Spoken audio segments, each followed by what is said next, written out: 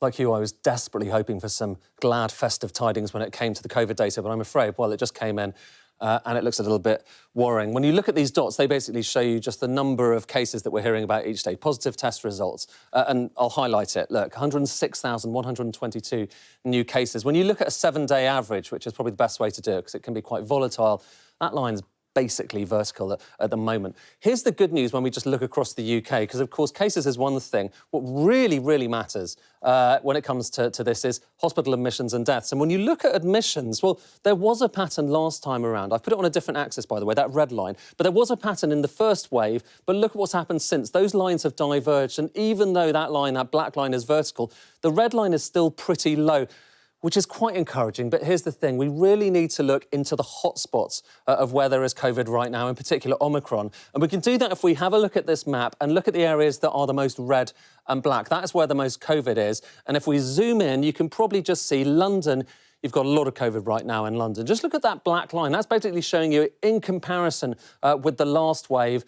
And again, it's basically vertical. Look at admissions. That's the blue line.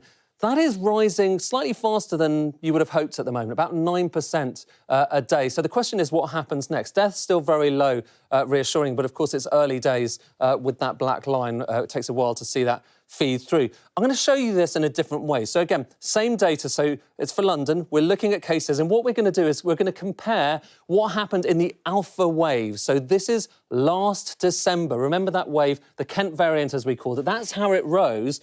But now look at Omicron, and we're just comparing the shapes. Look at how much steeper that line is. So you're seeing many more cases this time around.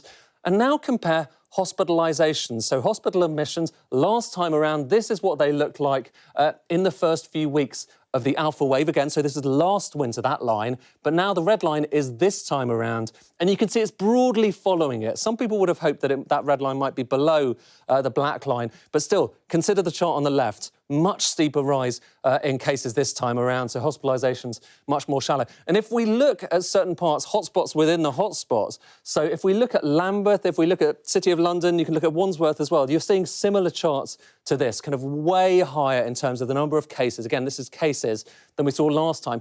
But if you zoom in, might there be a little chink of light here, a little sign of hope? Zoom in here, we're looking at this same data but on a logarithmic axis, and you can just about make out on the top right-hand side, it might well be starting to decelerate at the moment. That is in Lambeth, where we're seeing kind of the most COVID at the moment. And if you take a step back, have a look at this. This shows you test positivity. Lots of testing happening right now, and some people have been asking whether those previous lines I've been showing you, are they just down to the fact that we're testing much more at the moment? Well, this adjusts for that because it's positive tests as a percentage of all tests done. And in England, the red line, and in Scotland, you can see both of those are basically vertical. And we're probably going to see a lot more case growth in the next few weeks. The big question is what happens to hospitalisations.